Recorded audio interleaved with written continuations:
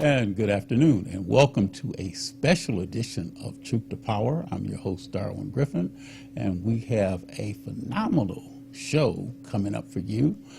Everybody knows that the debate between Vice President Kamala Harris and former President Donald Trump is going to be televised tomorrow, the 10th of October, and this is going to be an event that everybody is gearing up and waiting for.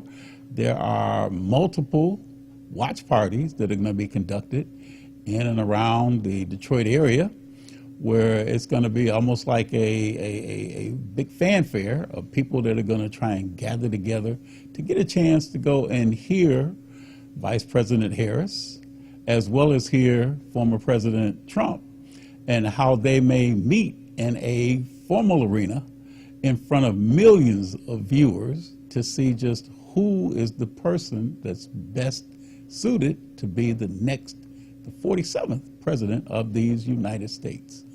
And there's a lot of anticipation to see just how Vice President Harris will be able to fare against the, as people say, the performance that President Trump had orchestrated years ago when he was the candidate that was debating against the other candidate for president, Hillary Clinton. And this time around, there's going to be a lot of constraints that are going to be on this panel in terms of making certain that a lot of the histrionics that President Trump did years ago, that he's not going to be able to do those same things. And now the question is, for a lot of the viewers that will be witnessing this debate, which Donald Trump is going to be on TV tomorrow?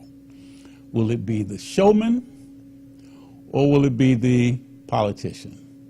And a lot of people are really anticipating just how he's going to come across.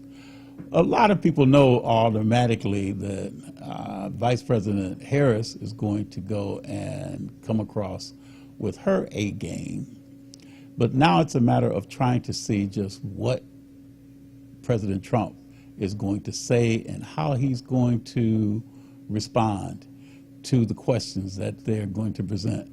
Sheriff Washington, are you on the line with us on Truth to Power today? Yes, I am. This is Sheriff Raphael Washington, Wayne County Sheriff. Sheriff Washington, we are very pleased and honored to have you on the air with us today. But just to get right to the point, we know in terms of say that there's going to be a presidential debate that's going to be held tomorrow, and we know that President Trump is going to be debating against Vice President Kamala Harris. And we want to get your impact about the endorsement recently that the Fraternal Order of Police gave to former President Trump. What's your thoughts on that, sir? Well, the Fraternal Order of Police is not an organization that I'm a part of. Typically, from what I understand, they are Republican type law enforcement officers, and I think it's kind of troubling for me to know that law enforcement officers would really put their career and those things on not necessarily on the line, but to just support someone who has been convicted of 34 felony counts of criminal activity. It's just troubling. Well, what do you think that impact will really do on the voters that are going to be voting November the 5th? I don't think that it have much impact. Obviously, we want community and voters to have trust and faith in law enforcement, but we also are smart enough to understand and know that some things we have to think about how they make sense for us when we're talking about political issues. And so I don't think it's going to resonate to the point that because a law enforcement organization says they're going to back Donald Trump, that's something that is something that's in play that would change their mind. I don't believe that one bit. So do you think in terms of, say, when you look at the sheriffs of Wayne County, which we really appreciate all the work that they do you think then that there's going to be some kind of backlash in terms of, say, for any of the law enforcement personnel throughout the country because of the fact that they may be endorsing Trump, this fraternal organization of police? I don't know where that backlash could even come from. At the end of the day, we as law enforcement officers, we have to stand in front of anyone and possibly lose our life. And I think that the community understands that. People have their own feelings and political ideologies, and if a police officer such as myself, a career 42-year law enforcement officer, has an opinion about where I need to stand concerning a political issue, that's where I stand. And others, if they're against that, they'll stand where they stand. But at the end of the day, as a law enforcement officer, I'm going to stand in front of them, whoever they are, to save their life and possibly lose mine. So I don't understand. I don't think that that's going to be an issue in someone's thoughts or mind at all.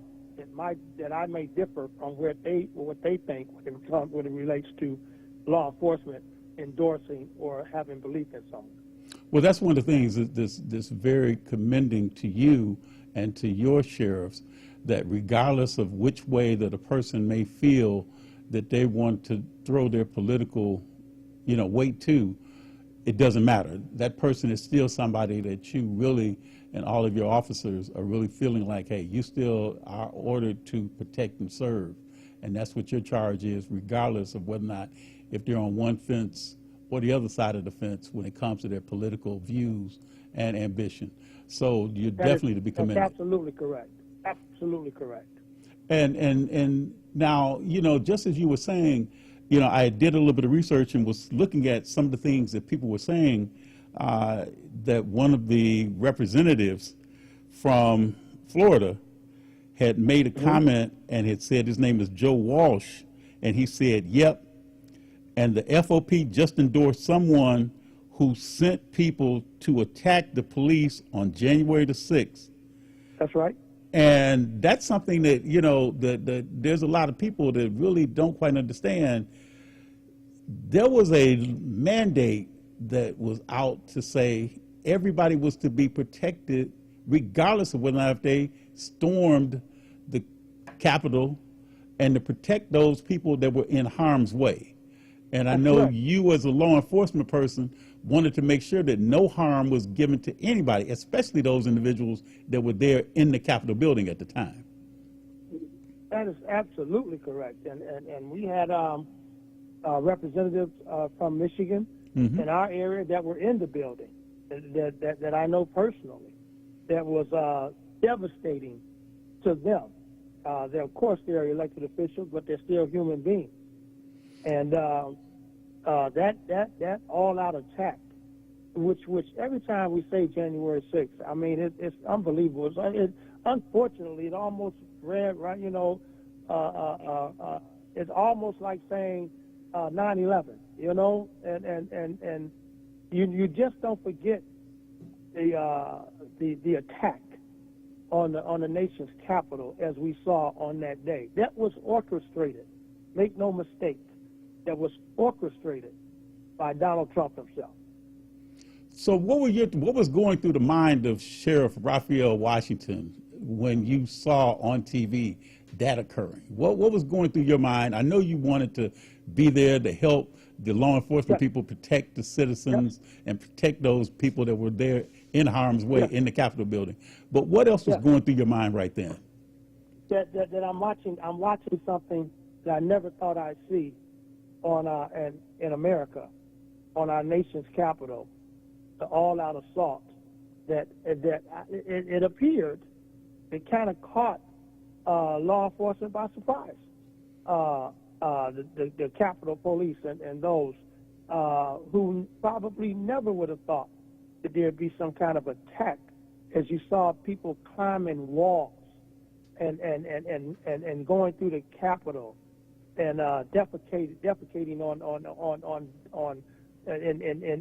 in Congress people's and senators' offices and congressmen people's offices, and the things that we saw happening as a law enforcement officer, it was unbelievable even to me. And I always like to say again, 42 years in law enforcement, I've pretty much seen it all. I've pretty much seen it all. But I too was not ready for that. I was not expecting that, and never would have thought that something that devastating would happen to our nation's capital and put our Congress people and our civilian people who work at the Capitol, as well as the law enforcement officers. I never would have thought we'd see something like that with them put in harm's way with an all-out attack on the Capitol on January 6th. And I know you've got a short window of time that you can spend with us, but I wanted to ask you another question too, as pertain to there's Project 2025, and there's a lot of concern when it comes down to law enforcement and policing. What's your thoughts in terms of say on that, if by any chance that this is implemented? Yeah, so Project 2025, I haven't read the 900 pages or whatever they put together to hopefully from their end be able to put this Project 25 into place. What I did know is and I've heard through family conversations and the community, that it will it's going to raise prices on our middle class families and put them in a way where middle class is already struggling because of some things that are taking place that affects middle class. But when we're talking about raising prices, whether it be food or gas prices or anything else, and it affecting our middle class population, our families, this Project 2025 is going to be a heavy hit. It's going to hit hard if, in fact, it was able to come to fruition. And that's why we're doing everything that we can to make sure that we stand for Vice President Harris, who we pray that will be President Harris, and not Donald Trump, who appears that only, and again, you just listen to him talk, he only cares about himself. Well, you know, and that's the thing, Sheriff Washington, that people are talking about possibly him being a dictator. And that's a, you know, and that's a concern, you know, that a lot of people have about being titled dictator Donald Trump, as opposed to even being President Donald Trump. But the other concern too, Sheriff Washington, is that there's a debate that's coming up tomorrow. And just kind of give us your, you know, give our viewers some of your thoughts in terms of, say, if there was advice, because you've probably seen previous debates, I'm sure probably saw that debate between Hillary Clinton and Donald Trump years past. What advice would you give to Vice President Kamala Harris for tomorrow? Sure. And I have several thoughts on it. However, I think our Vice President, who is a very smart lady, prosecutor, who have prosecuted criminals, and now you get to face a criminal, a convicted criminal, and I think she just needs to do her work and come off just like she did as she did when she was a prosecutor years ago. She has the script. She knows what to do. She knows what to say, and we don't want to. I kind of say all the time when we're talking about this debate coming up, everybody knows she's a lady. She just needs to come on and do what she needs to do at this point and say what she needs to say if she's under attack. And we have no reason to think that she won't be under attack. And I'm all with the saying that Michelle Obama seems to coin a phrase, when they go low, we go high. I believe that. But listen, sometimes you just got to call it what it is, and you can't appear to be weak in that. I'm not saying you have to go out and act like a fool or look like an idiot like he likes to look like at when it comes to debates, but she needs to let him know, I'm not here to take it. I'm not here to take it. I'm going to respond, and I'm going to tell the people who you are, what you are, that you've seen this before. You convicted people like him, and then she goes on with her plan to speak to the public, to speak to the citizens of the United States about why she needs to be the president. And I think if she does that, she's gonna be fine. We all know she's a lady, and we want her to be a lady, but she needs to be a tough one. Right, and she needs to, and one thing that we know, what. Let me ask you this question too, Sheriff Washington. Which Donald Trump do you think we'll see tomorrow night? I think you're gonna see the one you see all the time. I think you're gonna see the one you see all the time. I think what he's going to do is what we're hoping he does is go off script. because when he goes off script, you see the real Donald Trump. You see the real Donald Trump. And when he goes off script, it is crystal clear who he is. And so I don't know if they're going to try to tame him or tone him down. It seems to be he does it so regularly. It appears that his base is begging for that kind of rhetoric. Because if they weren't, why would he be doing it? So when he talks and in a manner that is just so idiotic, it appears, and he does it regularly, it appears that his base wants to see that happen. And so I just hope he comes off as who he's been, because he continues to tell his base, as well as those that may not be his base, who he really is. Well, and that's the thing, Sheriff Washington, that a lot of people really look at, the fact-checking after every debate to see just how many facts were convoluted, twisted, distorted, those kind of things. And I think, as you said, and you gave some sound advice when you were saying, as long as Kamala Harris does what comes natural to her, coming across like a elegant black woman, that she'll be fine.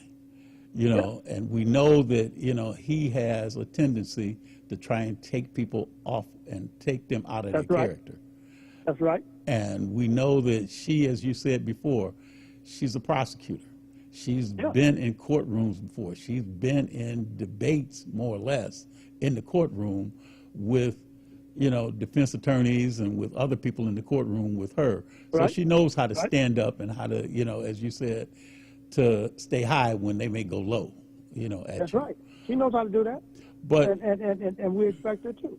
And so the other question I want to ask you real quick is that now there's a lot of people that are really jumping on the bandwagon to support Harris, and they want to make certain that Vice President Harris does what they would like to see her do as a representative of them in the White House. But my question to you is that when you see President Harris, and I'm going to say it prematurely, when you see President Harris ascend to be the first African-American female in the White House, how will that make you feel and other black women around you? How do you think that's going to make you feel? And then other black women like your mother or other women, in my granddaughter. Exactly. How do you think that's going to make them feel? And you first. I'll say, how do you think it's going to make you feel first? And then how do you think it's going to make them feel? It's going to make me feel good from the standpoint of here we are, America, we have finally, when it comes to African American and even women, that we have finally embraced the fact that this is an America for all of us, and we've already saw history made with President Obama, and I think we're going to see history made again with Kamala Harris, our vice president currently, and our president to be. We're going to see history made, and I'm going to be, just simply ecstatic again from a grown man person that America, we get it, and this is a place for us all. For my granddaughter and other young ladies who aspire to be things that in life, career jobs, to whatever it is, whether it's gymnastics or whether it's in the educational field or whether it's in law enforcement field or whatever, they now get to say, and I can be the president of the United States. Yeah, and so those things, I think about when we, as we're moving forward and prayerfully being able to say that, being able to show what America looks like, and it's a country for us all. Well, and you so eloquently spoke that, and I totally agree, and I repeatedly say to people over and over again that she is going to make her story. Whereas Barack Obama, when he was president, he made his story. That's correct. Now this is Vice President Kamala Harris showing other women that look up to her, right, that look at her to believe that they can also create her story as well. That's right. That's right. That's right. I mean, it's going to be. We all remember when President Obama became president, and how much that meant to us. I think this is going to be on that level, if not even more. Not even more. Well, are you going to be involved in any of the watch parties? Because I was saying that before we had you come on the air, that there's going to be several watch parties that's going to be going on throughout the metropolitan Detroit area. Are you going to be at any of the watch parties? Had I still been here in Detroit tomorrow, I definitely would have attended one. I have mixed emotions about watch parties because I'm so intense, whether Super Bowl parties, things like that. I want to hear really everything that's going on. And sometimes, you get a crowd of people, everybody's excited, blah, blah, blah. I might miss something. You know what I mean? Right, right. So I'll often think about that. But I have so many organizations here in Michigan and Detroit where that I play a part of, that I probably would. If I'm going to be in D.C. Tomorrow for the CDC at the Congressional Black Caucus, and I'll be there. And there is a watch party that I have been invited to in D.C. and I probably will go there just to get that atmosphere and get a vibe of what D.C. is thinking as we get ready to move into November 5th. Well, I definitely hope that you stay safe and and make certain in terms of whatever happens that you will come out of D.C. with a smile on your face and a new, in terms of say the energy and a newfound energy that you may not have had when you went there, to know in terms of say that how we are standing strong, we're standing tall, and we're going to stand above the fray, and we're going to make certain that everybody is going to be safe, and we're going to have a democracy for all people, not just for some, but for everyone. No, for all of us, and that's the key, democracy for all. And I had a chance in 2020 to work the polls and be not the polls, but necessarily be a part of counting ballots. I wasn't the sheriff at that point, but I was able to be able to put myself in a position to count ballots and deal with challengers and things like that. And I really had a chance to see democracy at work and it was the most beautiful thing I've ever seen. Even though in our area it went left for a few minutes with the attacks and the things from those who thought that they could come to Detroit and wreak havoc on our democracy and the things that we know to do is right.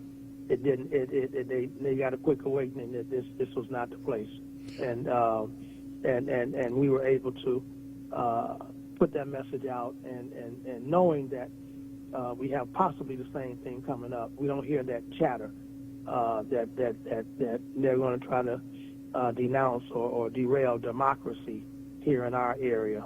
It's not what hopefully people are not going to try to do. So, yeah, I hope to come out of D.C. with a renewed even expectation of it's not just us in our area, but it's those in D.C. and it's those in Wisconsin, it's those in Chicago and everywhere that understand that this is democracy is at stake.